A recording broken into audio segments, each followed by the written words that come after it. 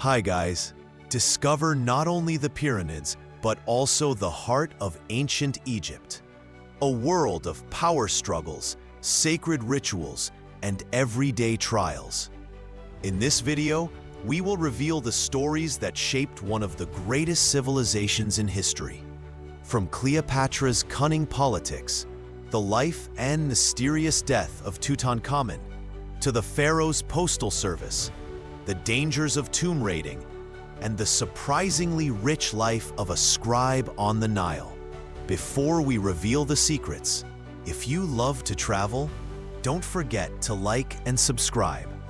Join us to explore not only the grandeur of the pharaohs, but also the hidden details of a civilization that continues to fascinate the world.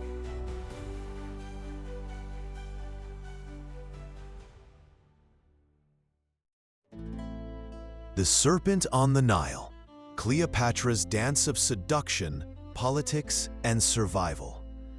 The midday sun beat down on the marble colonnades of the Alexandrian palace, the heat shimmering off the turquoise waters of the great harbor. Within the cool, incense-scented halls, a young woman paced, her silk robes whispering against the polished floors. This was not just any woman. This was Cleopatra VII, Queen of Egypt, a descendant of Ptolemy I Soter, one of Alexander the Great's most trusted generals. But the weight of this lineage felt less like a crown and more like a tightening noose. Her brother, Ptolemy XIII, a mere boy manipulated by his power-hungry advisors, had driven her from her own city. Exiled in the Syrian desert, Cleopatra was a queen without a kingdom, a ruler without a throne. It was a lesson in the brutal realities of power she would never forget. News of the arrival of Julius Caesar, the most powerful man in Rome, rippled through the fractured land of Egypt. For Ptolemy's court, it was an opportunity to curry favor. For Cleopatra, it was a lifeline. She knew she could not simply march back into Alexandria. She needed an entrance that was both audacious and unforgettable, a move that would bypass her brother's guards and place her directly in the path of the Roman general. The plan was as daring as it was theatrical. Wrapped snugly within a fine carpet, she was smuggled into the palace by her loyal servant, Apollodorus the Sicilian. When the rug was unfurled at Caesar's feet, it was not treasure that was revealed, but the determined gaze of the rightful queen of Egypt. Caesar, a man accustomed to the rigid protocols of Rome, was initially taken aback, then intrigued. He saw not just a desperate monarch, but a woman of sharp intellect and captivating charm. Her fluent Greek, a novelty for a Ptolemaic ruler who rarely bothered with the native Egyptian tongue, and her knowledge of politics and history impressed the seasoned general. That night, and in the nights that followed, their conversations were a heady mix of political negotiation and burgeoning intimacy. Cleopatra, far from being a mere seductress, was a shrewd politician. She presented herself as the embodiment of the goddess Isis, a powerful and maternal figure, appealing to Caesar's own supposed divine ancestry from Venus. This was not just a romantic liaison, it was a strategic alliance. With Caesar's legions at her back, the Alexandrian War ensued, a bloody conflict that saw the great library of Alexandria accidentally set ablaze and her brother husband drowned in the Nile. Cleopatra, once a fugitive, was now firmly back on her throne, with a son, Caesarion, whose paternity was an open secret. Cleopatra's reign was a delicate balancing act. She was a Greek queen ruling over an ancient Egyptian civilization, a client ruler of the ever-expanding Roman Republic. To her Egyptian subjects, she was the divine Isis, participating in ancient religious rituals and commissioning grand temples. To the Romans, she was a source of immense wealth, the breadbasket that fed their burgeoning population. Her famed journey down the river Cydnus to meet Mark Antony, Caesar's loyal and now powerful successor, was a masterclass in political theater. She arrived not as a supplicant, but as the goddess Aphrodite herself, on a magnificent barge with a gilded stern, purple sails, and silver oars that beat time to the music of flutes and lyres. Antony, who fancied himself the embodiment of Dionysus, was utterly captivated. Their relationship was one of genuine affection and shared ambition. In Alexandria, they created a court that was a dazzling fusion of Hellenistic and Egyptian cultures. They founded a society known as the Inimitable Livers, dedicated to a life of pleasure and extravagance. But beneath the revelry was a calculated political strategy. Cleopatra financed Antony's military campaigns, and in return, he affirmed her position and that of her children. The Donations of Alexandria, a public ceremony where Antony declared Caesarion to be Caesar's true son and heir and distributed eastern lands to his children with Cleopatra, was a direct challenge to the authority of Octavian, Caesar's adopted son and rival in Rome.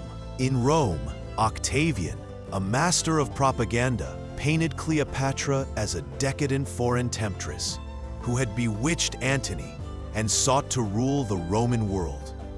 He portrayed their relationship not as a political alliance, but as a sordid affair that threatened the very fabric of Roman society. The Donations of Alexandria were the final straw, providing Octavian with the pretext he needed to declare war, not on Antony, but on Cleopatra. The final act of this grand drama played out on the waters of the Ionian Sea at the Battle of Actium. The naval engagement was a disaster for the combined forces of Antony and Cleopatra. Faced with defeat, Cleopatra's squadron fled the battle, and Antony, abandoning his men, followed her. The reasons for their retreat are still debated by historians. Was it a pre-planned escape or a moment of panic? Regardless, the result was the same. Their forces were shattered, and their dream of an Eastern empire lay in ruins. Back in Alexandria, as Octavian's legions closed in, despair descended upon the palace. Antony, after a false report of Cleopatra's death, fell on his own sword. He was brought to Cleopatra's mausoleum, where she had barricaded herself with her most loyal attendants, and died in her arms. Cleopatra, now a prisoner of the calculating Octavian, knew her fate. She would be paraded through the streets of Rome in a triumphal procession, a symbol of her own and Egypt's subjugation. This was a humiliation she would not endure. The method of her suicide, like so much of her life, is shrouded in legend. The popular tale speaks of an asp, the symbol of divine royalty, smuggled to her in a basket of figs. Whether by the venom of a snake or a self-administered poison, Cleopatra took her own life. Her loyal handmaidens, Eras and Charmian, followed their queen in death, ensuring she met her end with the dignity befitting the last pharaoh of Egypt. Cleopatra's story is not simply one of seduction. It is a testament to a brilliant and ambitious ruler who used every tool at her disposal: her intellect, her charisma, and yes, her allure, to navigate the treacherous currents of a world dominated by men and the rising power of Rome. She was a survivor who played the game of power with consummate skill, and though she ultimately lost, her legend continues to captivate and inspire, a timeless saga of a queen who dared to defy an empire.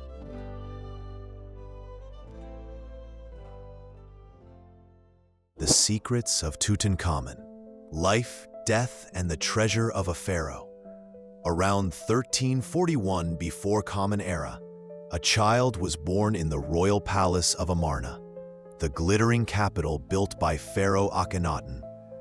This child, given the name Tutankhamun, meaning living image of Aten, entered a world unlike any Egypt had known before. His father, Akhenaten, had defied centuries of tradition by rejecting the old gods, especially Amun, and establishing a new monotheistic worship centered on Aten, the sun disk. This radical religious experiment had shaken Egypt's political and social order. Tutankhamun's family tree was as complicated as the politics of the time. Modern DNA testing has revealed that his father was indeed Akhenaten, while his mother, known today only as the Younger Lady, was Akhenaten's full sister, making Tut the product of close inbreeding.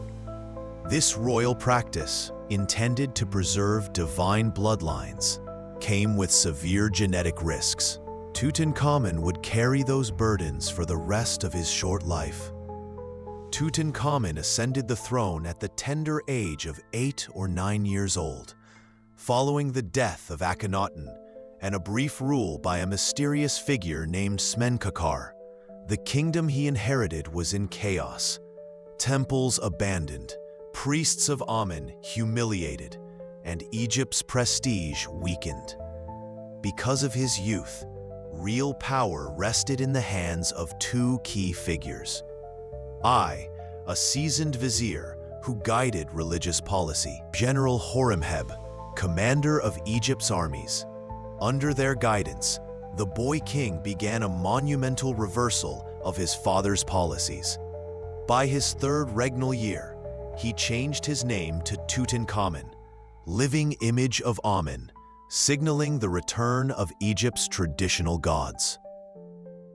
He ordered the restoration of temples, including the great sanctuaries at Karnak and Luxor, and moved the royal court back to Thebes.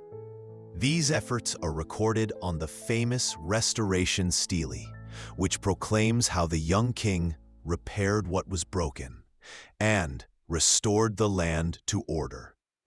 Tutankhamun married his half-sister Ankhesenamun, uniting royal bloodlines and strengthening his claim to the throne. They attempted to secure a dynasty of their own, but tragically, their only known children were stillborn daughters, whose tiny mummified remains were found in his tomb. Although he sat on the throne of the most powerful kingdom on earth, Tutankhamun was physically fragile. CT scans and genetic analysis reveal a young man plagued by multiple ailments. A congenital clubfoot that made walking difficult. Over 130 walking canes were discovered in his tomb, likely tools he relied on daily. A cleft palate and mild skeletal deformities, likely from inbreeding. Malaria infections, confirmed by DNA traces of the parasite in his body.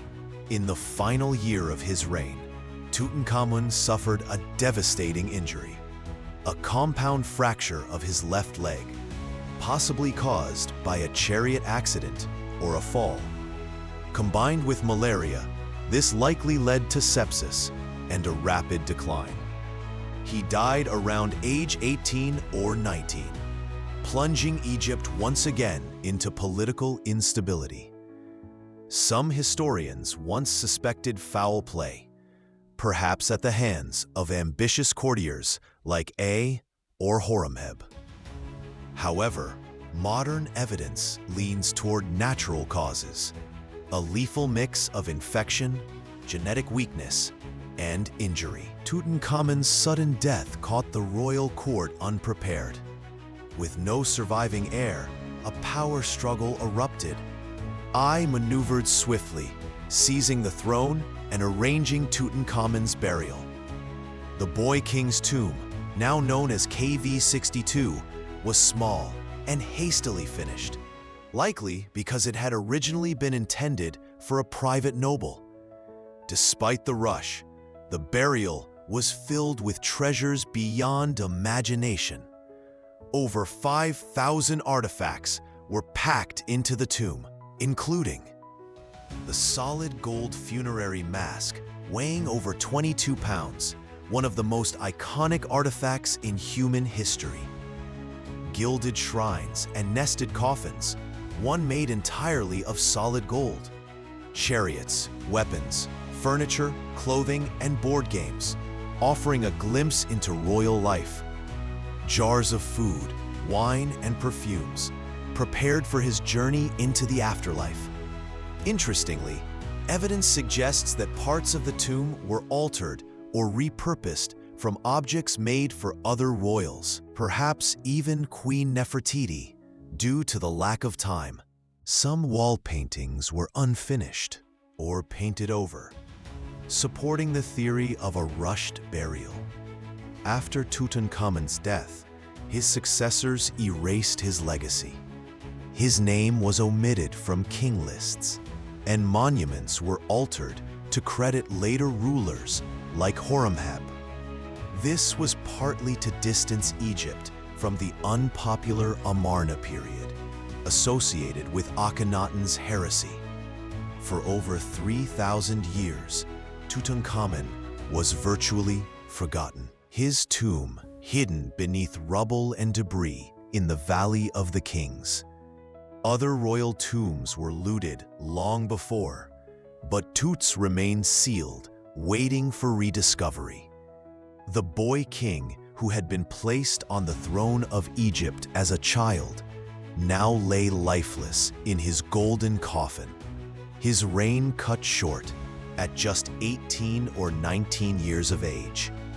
His sudden passing in 1323 before Common Era threw Egypt into a crisis unlike any it had faced in generations. For a moment, there was silence in the royal palace at Thebes. Then the whispers began, of ambition, of betrayal, of who would claim the throne of the most powerful empire on earth.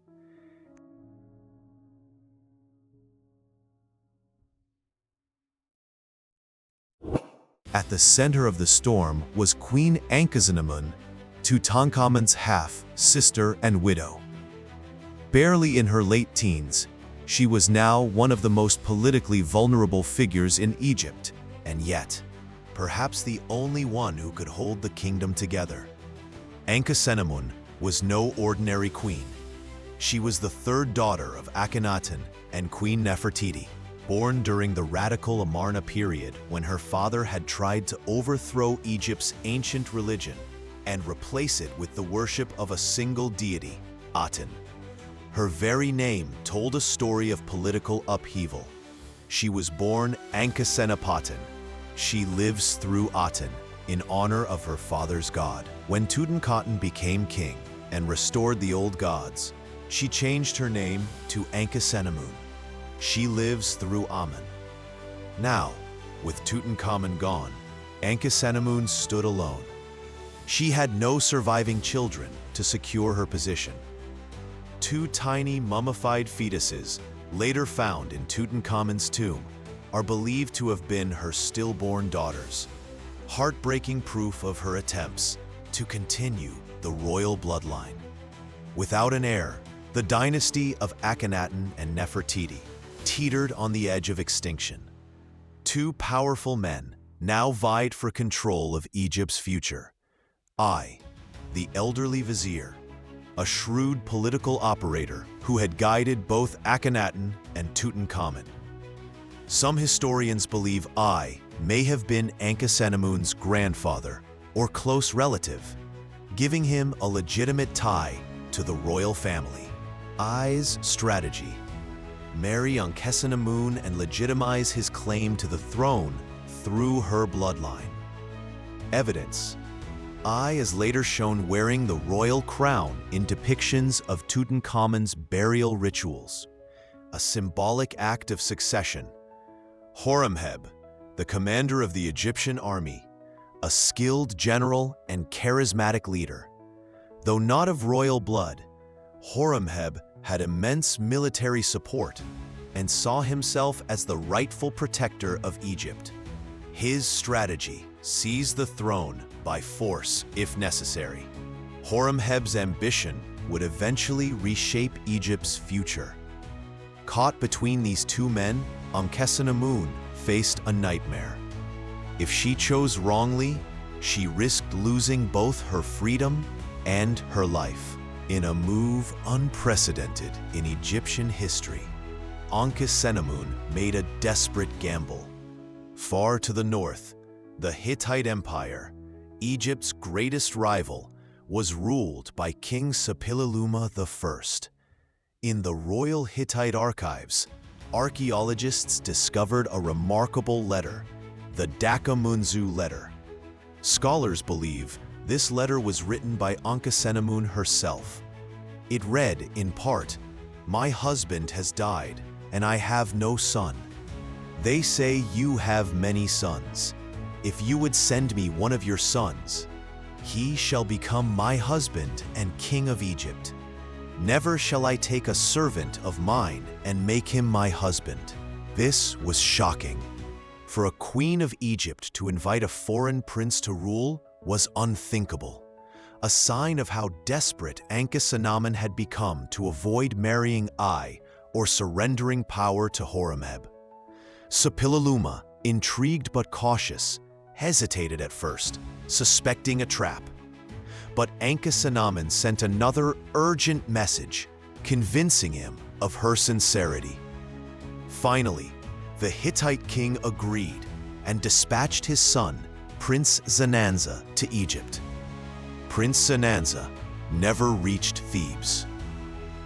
Somewhere on the journey, the Hittite prince was ambushed and murdered. The Hittite records seethe with anger. "When my son went there, they killed him." The Egyptians acted deceitfully. Historians believe or Horemheb, ordered the assassination to prevent a foreigner from claiming Egypt's throne. This act enraged the Hittites and led to open war between the two empires shortly after, a conflict that further weakened Egypt's borders.